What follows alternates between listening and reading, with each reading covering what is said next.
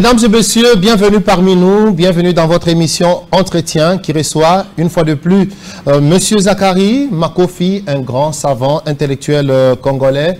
Monsieur Makofi, analyste politique, analyste socioculturel de la République démocratique du Congo, un grand esprit.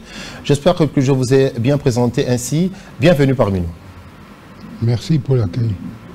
Monsieur Zakari Makofi, je sais que vous êtes 3 fois Messie, 3 fois savant et 3 fois milliardaire, 3 fois coach. Pourquoi est-ce que vous avez toutes ces qualifications en une seule personne? Non, c'est pour me distinguer des autres. Ce que je ne dirais pas ici, c'est qu'avant moi, on attend beaucoup de choses passer. Il y a eu des crises, de tout ça. On veut bien, par exemple, l'année d'essai. Autant de crises, mais qui viendra nous donner les pistes de solutions? C'est pourquoi tous ces postes que vous attendez savants, c'est vacant. Les postes sont vacants. Il n'y a personne qui peut me concurrencer. Non, moi aussi je suis savant. Non. Et j'ai beaucoup de respect au président honoraire, Joseph Kabila, qui avait dit si j'avais 15 personnes savantes bien des collaborations, qu'est-ce qu'il voulait dire? 15 personnes de confiance. Alors moi, j'ai cru que si j'avais 15 génies, des oiseaux rares, alors j'ai dit, je me présente, moi, je suis parmi les 15 personnes. Je suis les savants des savants, les postes vacants. En quoi alors vous êtes différent des autres savants que nous connaissons, des autres messies, puisque vous dites que vous êtes également messie, des autres milliardaires et des autres coachs que nous connaissons? En quoi est-ce que vous êtes différent? Merci pour la question. C'est vrai, en réalité, j'étais choqué quand j'ai lu un verset, 14 Jean 16, Jésus avait dit, jusque-là, vous ne leur avez rien demandé. Oh, comment jusque-là, on a tout ce que nous avons comme pèlerinage, tout ça, on n'a encore rien demandé à Jésus. J'ai dit, non, Jésus. Alors j'ai osé dire, Jésus, étant donné toute cette multitude des églises, des prophètes, moi je vous demande l'identité de votre Père. Vous savez, Jésus qui disait toujours, mon Père qui est aux cieux, pourquoi vous m'avez abandonné? Il ne peut passer au Père sans passer par moi. Dites-nous l'identité de votre Père, le vrai créateur du ciel, de la terre, le monde visible et invisible, le maître des temps.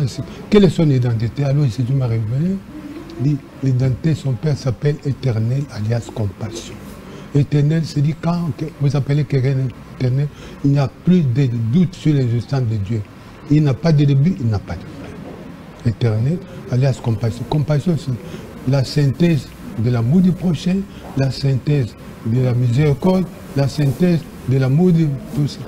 Quand vous demandez à Dieu la compassion, il va tout vous donner. On demande n'importe quoi. La compassion, tout est là-dedans. Et comment est-ce que vous avez eu cette révélation? Comment est-ce que le Christ vous a parlé, vous, personnellement? Parce que vous-même, vous dites que vous êtes également Messie. Vous êtes Messie en participation à cette nature de Messie du Christ lui-même? Non, justement, quand Dieu m'a révélé ça, dit, la vraie identité de son Père, Éternel alias Compassion, la vraie face de Dieu, ce n'est pas la montagne comme on cherche là, c'est l'emploi. Quand vous trouvez quelqu'un qui a l'emploi, Dieu est là-dedans. Et deuxièmement, Dieu m'a révélé le co-créatisme, la vraie religion de Dieu. Co-créatisme, ça signifie quoi? Dieu lui-même est qu'un créateur et nous sommes des co-créateurs. Donc il y avait deux options. Entre nous, créer les écoles, les universités, les restaurants, ne fait que manger, et créer un vaste chantier où tout le monde vous intervenez au fur et à mesure on évolue. Entre vous, qu'est-ce qui est le meilleur? Il nous donne tout au bien, il crée un chantier où notre participation est nécessaire. Puisque Dieu a tout créé et puis il a aussi laissé à l'homme cette capacité d'être un créateur dans la continuation de l'œuvre de la création. C'est pourquoi je revenais toujours voir. Donc il y a deux options, mes soeurs, suivez bien. Est-ce que vous voulez que Dieu vous crée les écoles, les routes, les représentants, tout?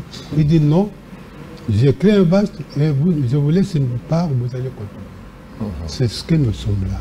Dieu, dans son vaste chantier, il a des messies. il a des savants, il a des millionnaires, il a des coachs. Mais demain sur le terrain, il s'entraîne, oh moi je suis plus Dieu. Non, les savants c'est toujours Dieu.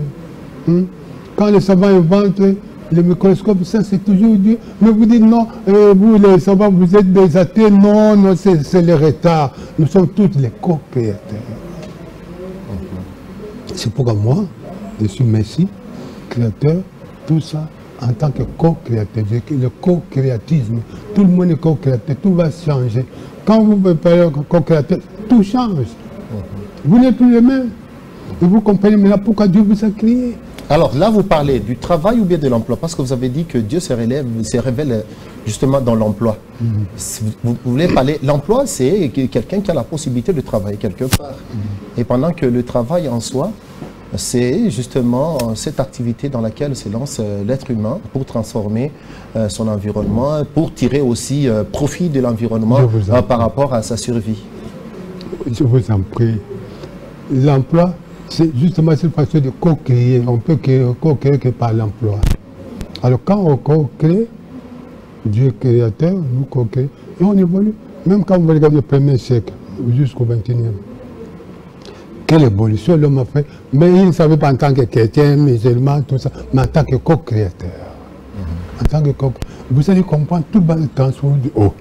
Mais on m'a jamais dit c'était quoi. En quelque sorte, la prise de conscience doit commencer par le fait que l'homme doit s'identifier comme un être qui doit participer à la création.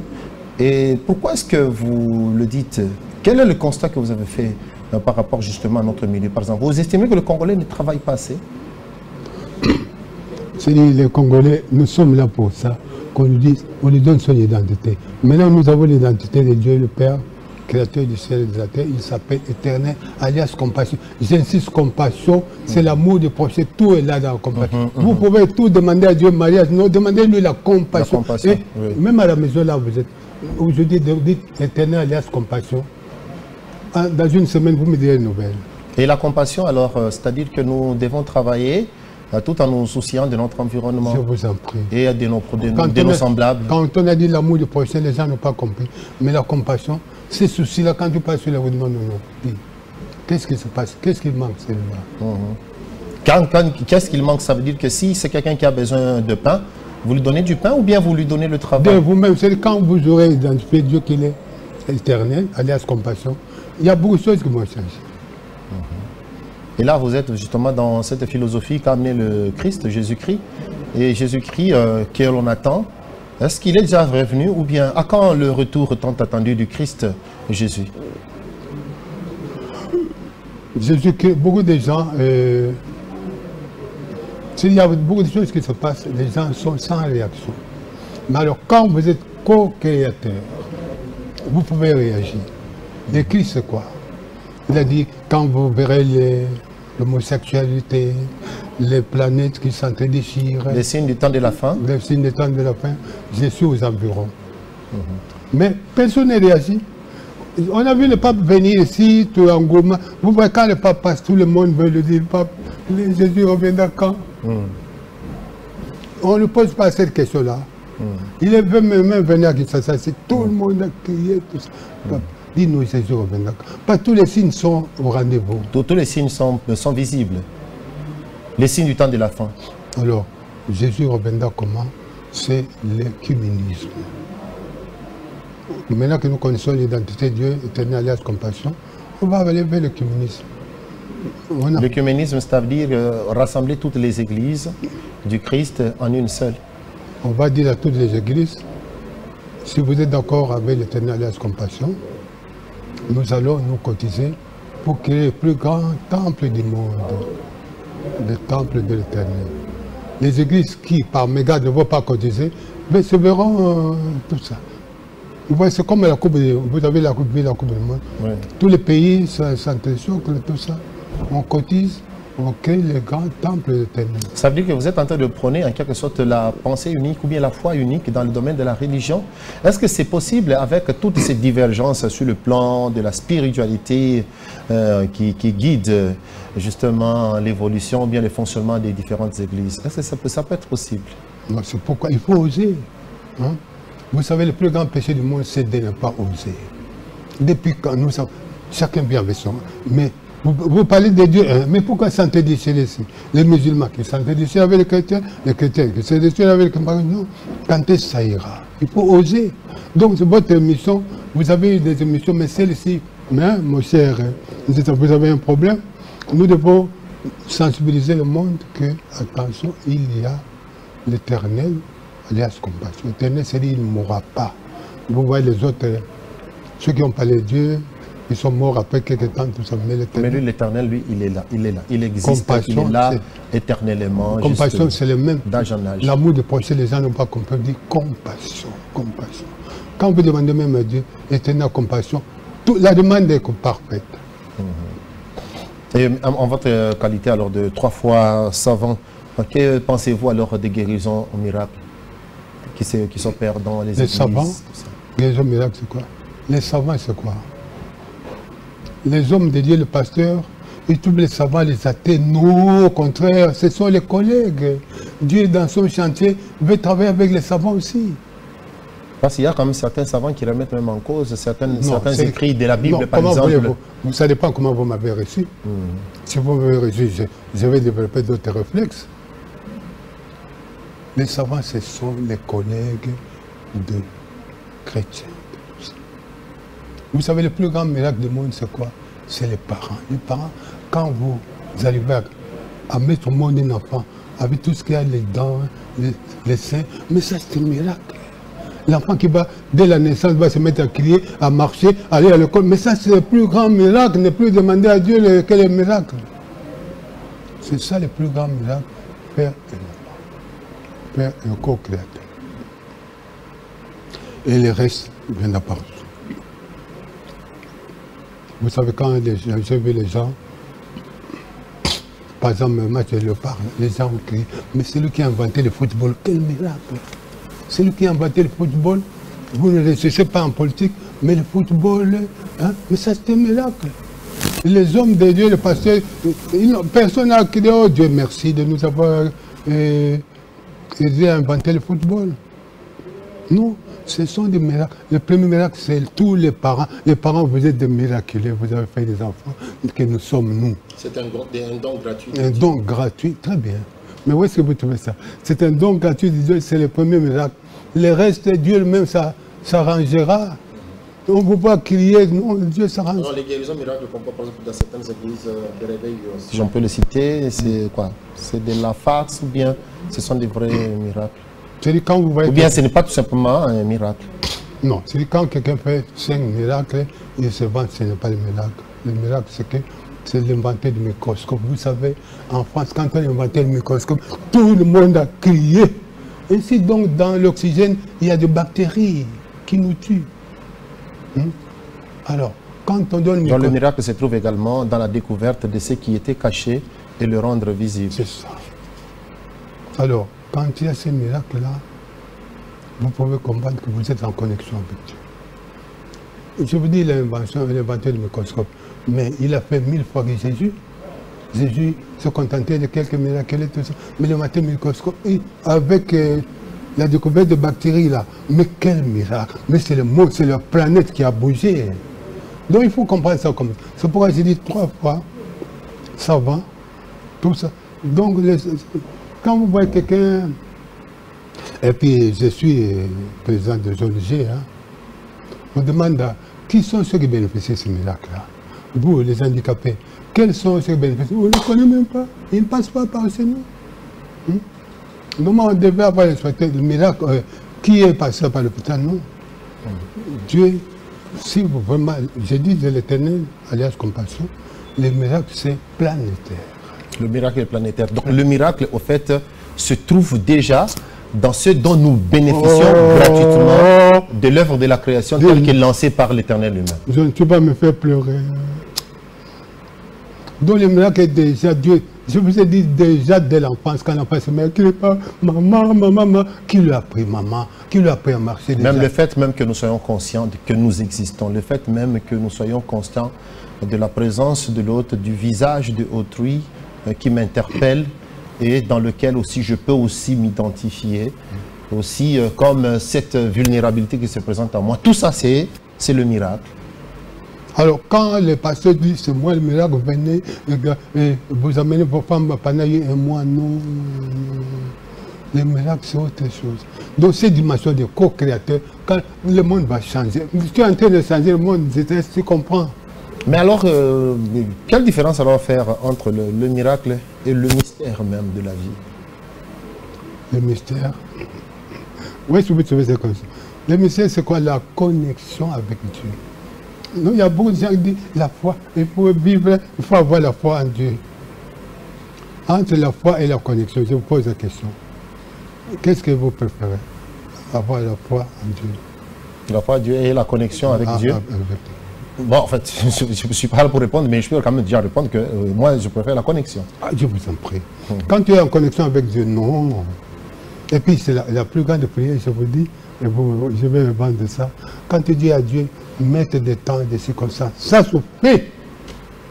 Quand tu es Dieu, tu es le maître des temps. Quand le repas n'est pas gagné, tu sais, Dieu, tu es le maître des temps, tu sais ce que tu as fait. Hein?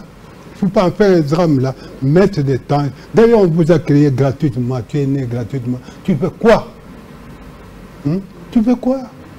On t'a créé gratuitement, ce n'est pas parce que tu es créé. Donc vous estimez que dans la quête acharnée de miracles, lorsque les gens vont même jeûner, prier pendant longtemps, quitter leur maison pendant 10, 30 jours à la recherche d'un miracle, c'est comme si c'était des enfants gâtés qui en demandent toujours trop.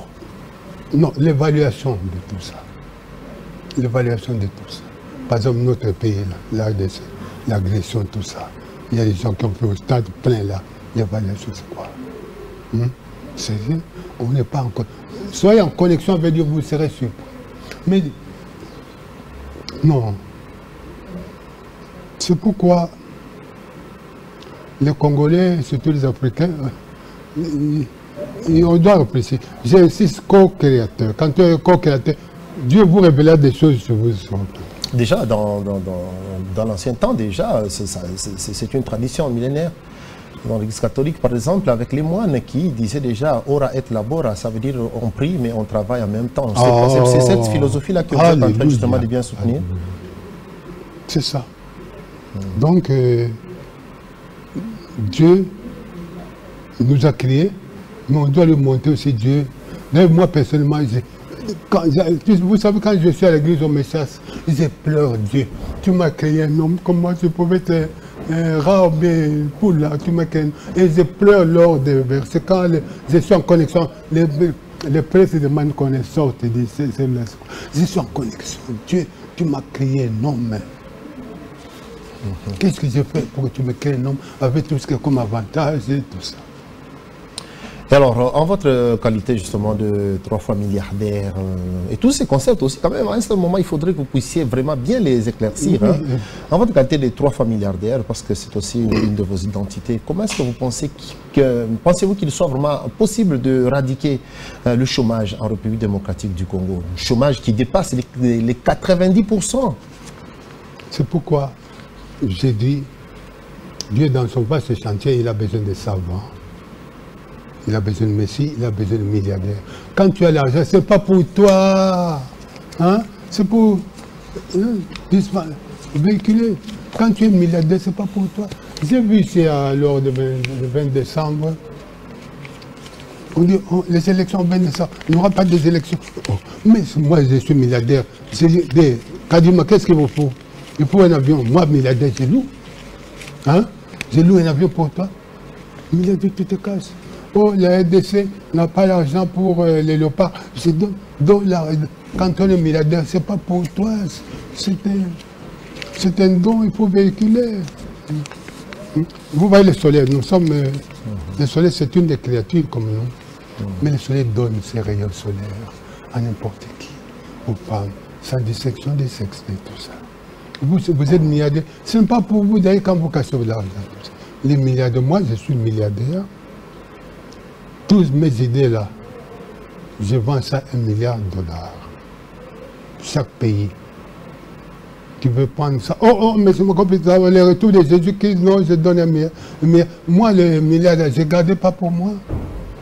Je contribuerai toujours. J'ai trouvé un pont, gâté tout ça. Donc les milliardaires... Donc en quelque sorte, vous êtes milliardaire, 3 fois milliardaire, tout simplement parce que vous êtes dépositaire d'une connaissance qui vaut des milliards. C'est cela. Vous êtes à toi, je vais te nommer Premier ministre, papa. Non, moi si mes idées, vous êtes un pays qui dit, M. Makoff, on a suivi votre mission par digital, voici les milliards. Ne vous en faites pas. Dès qu'il y a un problème, j'interprète. Je ne peux pas prendre que quelque part il y a l'érosion, c'est laisse tomber. Les églises qui ont des milliards, les églises, ça il faut dire, ils sont des milliardaires, mais ils gagnent pour eux. C'est quel Dieu ça? Les dieux, l'éternel alliance compassion dit les milliards là, il faut faire circuler ça. Justement. Et donc vous estimez qu'il y a quand même une certaine forme d'égoïsme dans l'être humain et dans les organisations justement? Très bien. Parce qu'on lui a, il ne sait pas qui est le co-créateur. D'abord la dette, là on l'a créé un homme, là il ne sait pas. La dette, on l'a créé un homme, il doit prouver qu'il est co-créateur. Et dès qu'il a un don d'argent, de football, des journalistes, il faut véhiculer ça. C'est pourquoi je vous dis milliardaire, moi. D'abord, les symptômes, c'est quand on voit quelqu'un milliardaire, non? Dit, milliardaire, tu as combien d'employés? Ce n'est pas milliardaire. Milliardaire, c'est une compétition. Tant que, vous voyez par exemple la Coupe d'Afrique, avant même il y avait Égypte, Maroc, tout ça, on avait peur que ça se passe. Donc après, quand on est arrivé jusqu'au 4e, le pas parmi les 4e.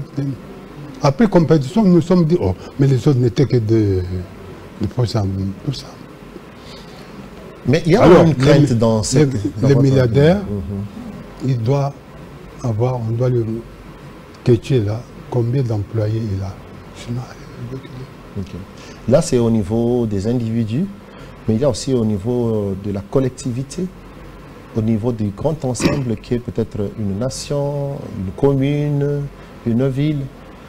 Nous vivons justement grâce notamment aux taxes et on donne aux décideurs les moyens de leur politique. Lorsque vous dites par exemple que voilà, on peut pas, il y a une érosion, un milliardaire donne. Mais ce n'est pas en quelque sorte aussi une certaine, dans une certaine mesure, une manière d'encourager les décideurs qui ne font pas leur travail justement à dormir sur leur laurier. Très bien. Non, c'est-à-dire que l'État, c'est le bon, on doit les accompagner. Un milliardaire qui est de la RDC, nous, on doit les accompagner. Et quand il y a une compétition entre le milliardaire et l'État, qu'est-ce qui doit changer? Justement. Le mot compassion. Non, vous trouvez l'État, c'est blague.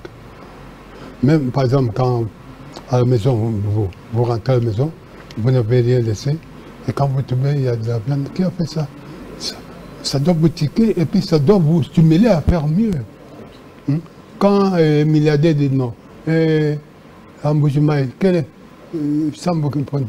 non, l'État du pays se sent interpellé. Ce n'est pas les critiquants à brûler les pineux, non, en faisant le marche. Dit non, moi en tant que milliardaire,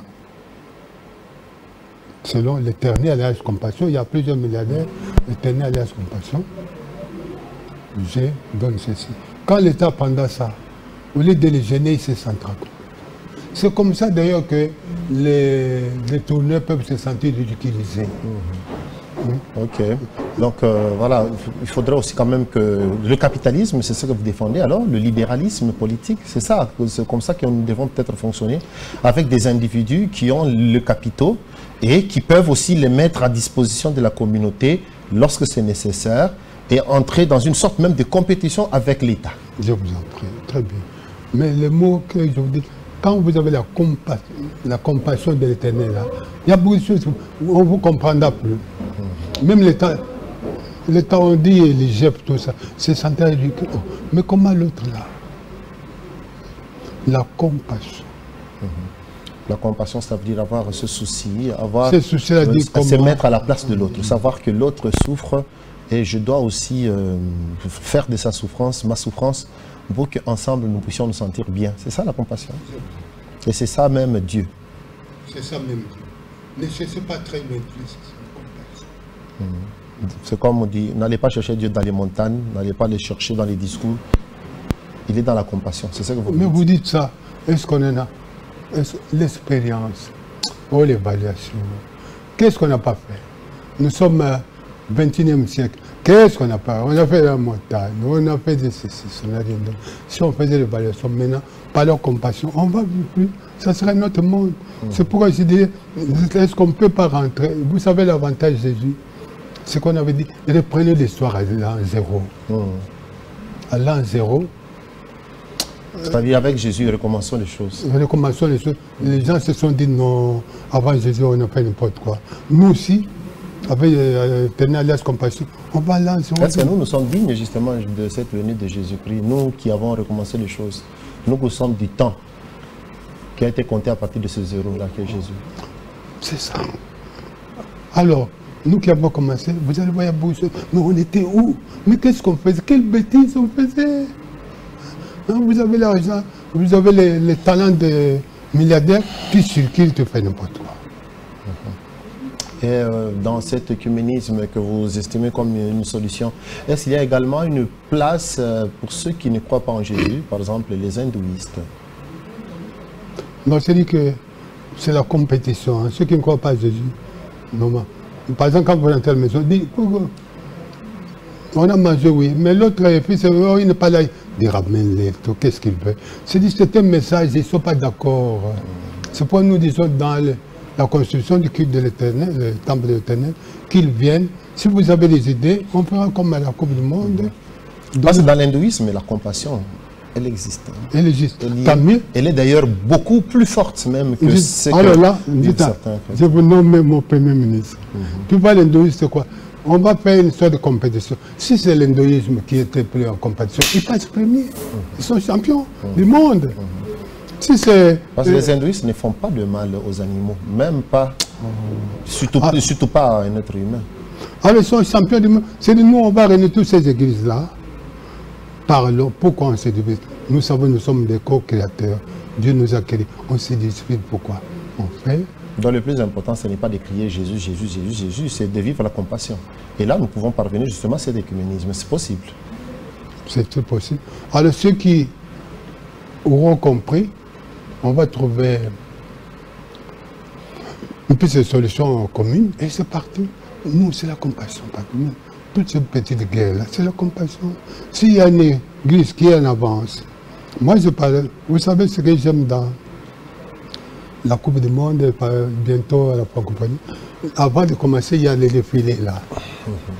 RDC, Burkina Faso, Nigeria.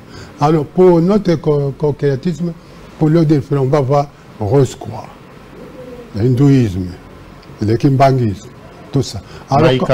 Maïkani. Alors quand on va se réunir, non, on va trouver mieux. Et on va crier Dieu, mais on était où Dieu? Jésus de Nazareth avait dit non, je ne suis pas Dieu, mais c'est mon Père qui est au ciel. Notre Père s'appelle, comme je dis, s'appelle Éternel, la compassion. Okay.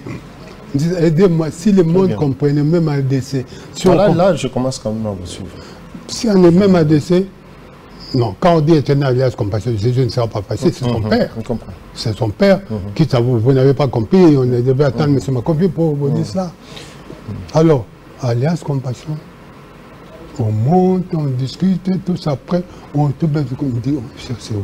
Nous sommes arrêtés, il y a la Lune, il y a les autres planètes, on doit aller. Dieu a prévu tout ça, le créateur de la ciel, du terre, du monde visible, de fleurs. On doit les coloniser. On doit coloniser tout cet espace. Mais nous, on s'arrête sur la terre, on croit qu'il y a du miel. Non, il n'y a rien sur la terre.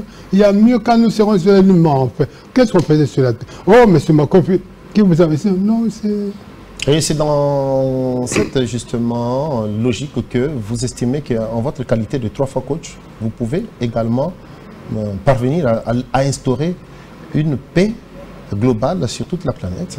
Je vous sens. 3 fois coach. J'ai dit, pauvre Patrick Mouyaya, pauvre Patrick Mouyaya, pauvre Patrick Mouyaya, le ministre de tout ça. En quoi il est différent de Sakombi Nongo qui nous balançait là et de ce qui est encore Mende. Non. Hein?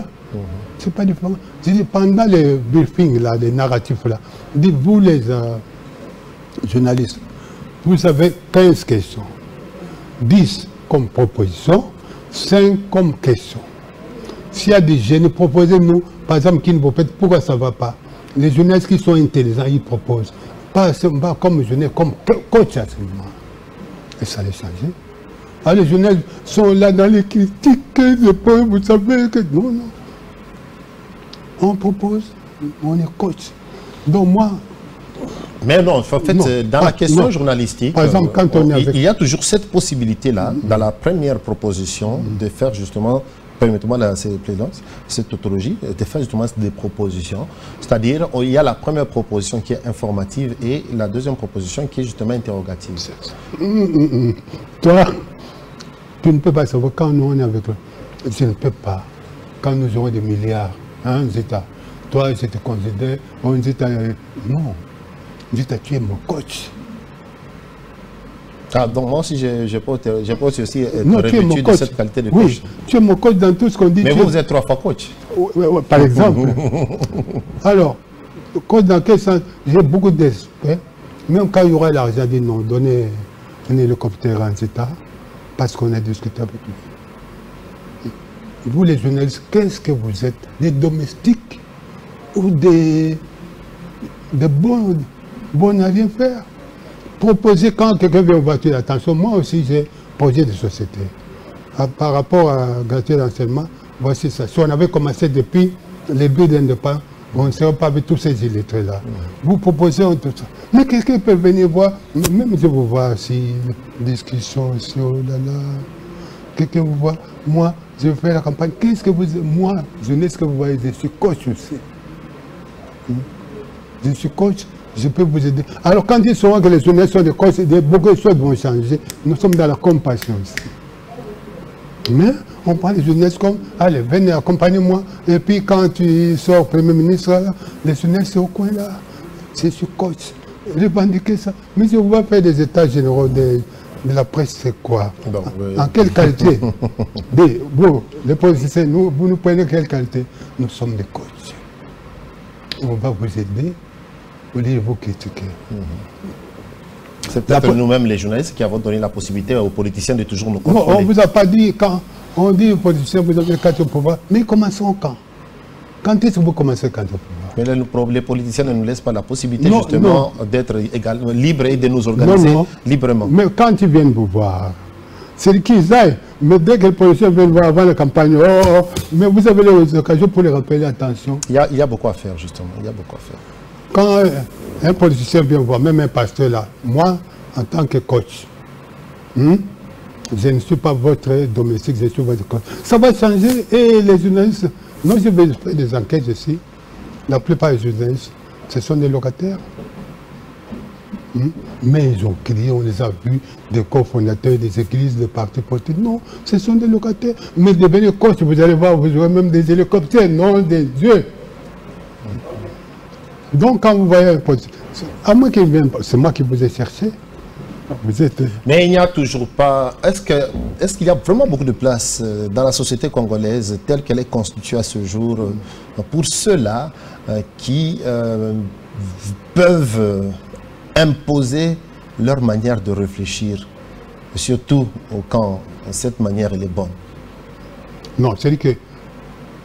Parce que c'est comme si ça se répétait. Ah oui. Kimbangu qui était dans la vérité, il est parti. Mosé Laurent Désiré Kabila qui était dans la vérité, il est parti. Et nous avons vu aussi d'autres que je ne vais pas citer, peut-être pour ne pas être taxé d'un camp par rapport à un autre, des autres aussi qui étaient dans la vérité, qui ont été discrédités, calomniés.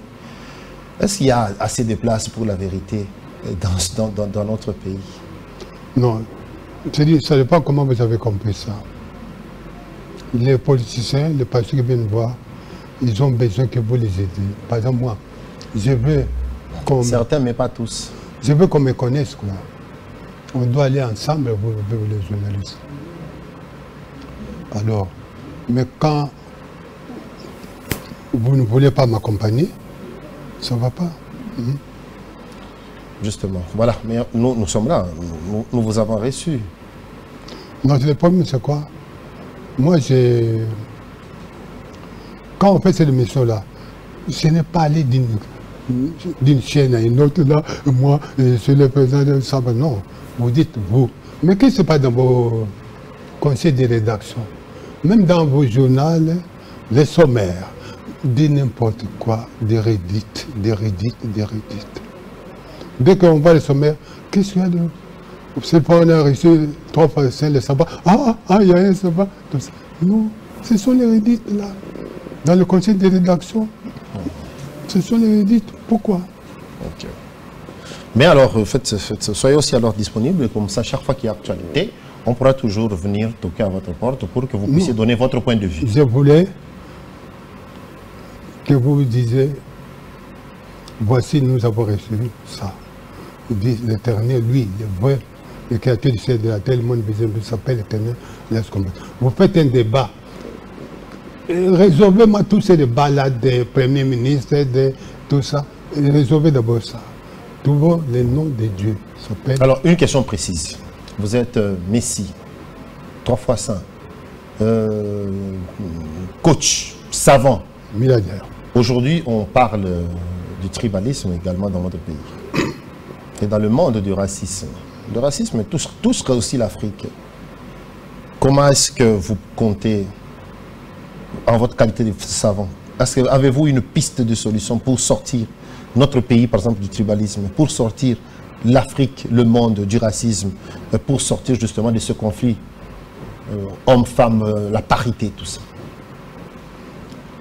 Très bien. C'est la compétition. Vous avez vu, même avant la campagne électorale, il y avait Moïse Katumbi, Fachi, Mokwege, tout ça, Matata. J'avais peur, j'ai dit, mais qui sortira? Toutes ces émotions-là, comme à la Coupe du Monde. Après la campagne, j'ai dit, non.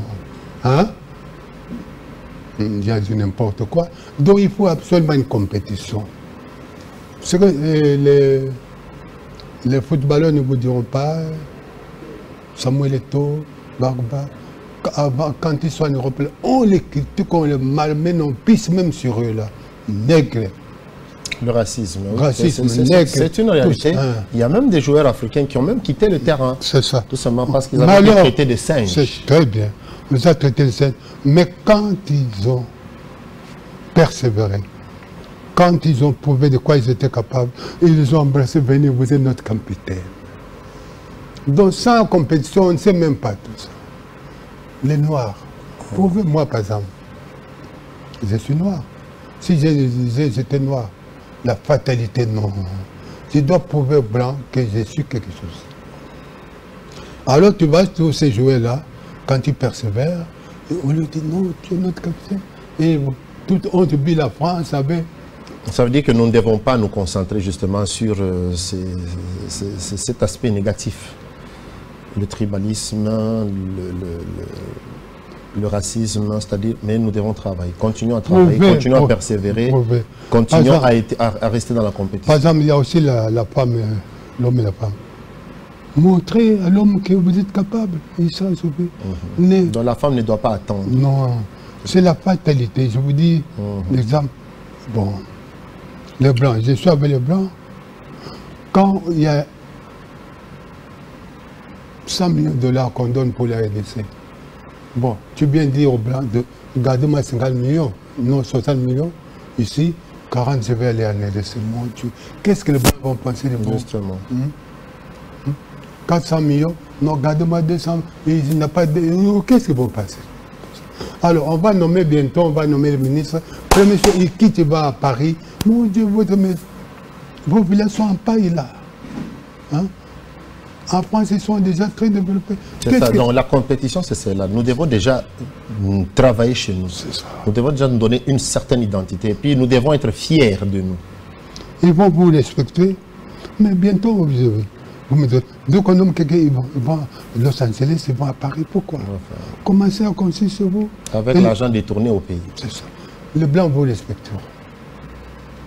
Donc, voilà. Pour le racisme, vous avez dit, les Noirs doivent travailler.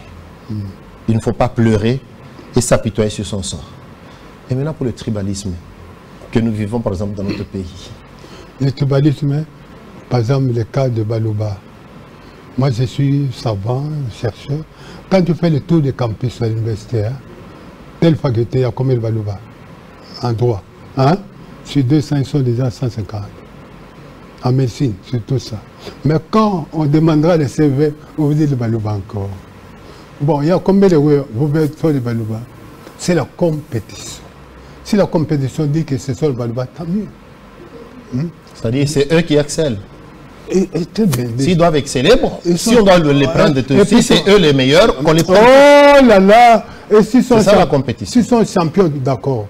Mais si vous dites que les Balouba, ils sont persévérants, vous les voyez, ils ouvrent. Non, là, ce n'est pas le tribalisme. C'est pas le tribalisme. Mais le tribalisme, c'est là où, lorsqu'on privilégie une certaine. Non, le tribalisme, c'est que vous êtes à la maison, on vient vous prendre. Ok. On était des collègues. Oui, oui, là c'est pas bien. Mais lorsqu'ils sont à l'université en train de se former pour justement postuler un jour, là, il n'y a pas de problème. Pour postuler, on prend les meilleurs. On prend les meilleurs. Non, après compétition, on dit... Non, après compétition. Après compétition. S'ils sont les meilleurs, on y va. Mais si après compétition, il n'y a qu'une seule tribu que l'on prend, là, c'est le tribalisme. Non, pourquoi compétition? Dès qu'on compétition, donc il y a les critériums, on appelle critérium. Dès qu'il y a critérium, les gens vont dire, nous laissons d'être les derniers du championnat. Ah, ils vont se battre. Vous avez vu. Mais la compétition peut avoir lieu, mais les résultats truqués. Truqués, mais je vous dis, mais il y a, parce que vous oubliez, il y a la compassion. L'éternel, la compassion. Mais justement, cette compassion, elle doit être en moi. Elle doit être aussi en vous. Elle doit aussi être dans celui-là qui va proclamer les résultats. C'est comme il y a un commentaire, on veut dire. Monsieur Makofi, cette compassion doit être en moi, en vous et en celui qui doit proclamer les résultats pour que la compétition puisse avoir son sens. Mais le mot compétition dit tout. Parce qu'avant, on croyait tout ça. On dit attention, il y aura compétition, il y aura des règles, des jeux aussi. C'est formidable. Et alors, c'est comme il y a quelqu'un qui disait au journal, pourvu que on gagne. Si c'est cette tribu-là qui peut nous produire ceci, pourvu qu'on gagne. Mais quand quelqu'un vous donne la... Ce que vous ne vous avez jamais dit, tous ces traites-là, la guerre, ce n'est pas aller vers les ambassades. C'est parmi nous. Ils savent là-bas qui sont leurs infiltrés, qui jouent. Mais quand Moselle avait déjà prévu de ne pas trahir le Congo, quand quelqu'un me donne l'argent, non, ne pas trahir le Congo, Moselle nous avait dit. Mais personne ne nous rappelle que Moselle nous avait prévenu sur ça. Donc on ne réfléchit pas. Les jours où les Blancs sauront que les Congolais commencent à réfléchir, ils vont changer. On ne réfléchit pas. Depuis qu'on nous a dit qu'il y a la boisson, la femme, l'argent. Lorsque c'est ça, on nous laisse, mais ceux qui réfléchissent aussi, ceux qui poussent les autres à la réflexion et à la révolte, généralement, ils sont éliminés, grâce notamment à la complicité aussi des Congolais. Oui, les Congolais, mais c'est vrai qu'on ne les prépare pas. Je dis, un centre culturel de recherche de la RDC, on va réfléchir, tout ça, on va dans les universités, je voudrais que tu m'accompagnes pour dire, oh, mais nous allons où?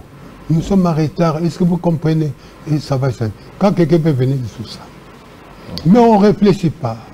Quand quelqu'un vient venir, dernièrement on a dit on avait donné 500 000 pour des rangements. Donc, permis de réfléchir. Il faut réfléchir. Quand vous ne réfléchissez pas, vous l'êtes énormément. Monsieur Zakari Makofi Moussedi, 3 fois Messi, 3 fois savant, 3 fois milliardaire, 3 fois coach. Nous avons compris en quoi toutes ces qualifications en une seule personne. Merci d'être venu. Nous avons été très édifiés et j'espère que nous aurons l'occasion de vous recevoir encore. Moi, je veux plus que vous me recevez. Je veux entendre dans votre comité de rédaction qu'on dise qu'il y a désormais un Messi, il y a ceci, et que vous analysez pour dire oh non, c'est pas possible. Permis des Congolais réfléchissez. Voilà, avec votre permission, alors c'est que, mais nous en tant que journalistes, pour endosser, il faudrait des fois aussi recourir à vous. Donc nous viendrons peut-être même vers vous, peut-être pas que vous vous déplaciez nécessairement, peut-être nous viendrons vers vous pour justement recueillir vos avis, à partager avec toute l'opinion congolaise. Monsieur Makofi, Zakari, merci beaucoup. Je vous en prie, je manque de mots pour vous remercier. Donc cette émission se termine par ici. Merci aussi à vous, chers téléspectateurs et chers auditeurs de Digital Congo, de nous avoir suivis. Rendez-vous est pris pour un autre numéro de votre émission Entretien. Au revoir. Monsieur Makofi, merci.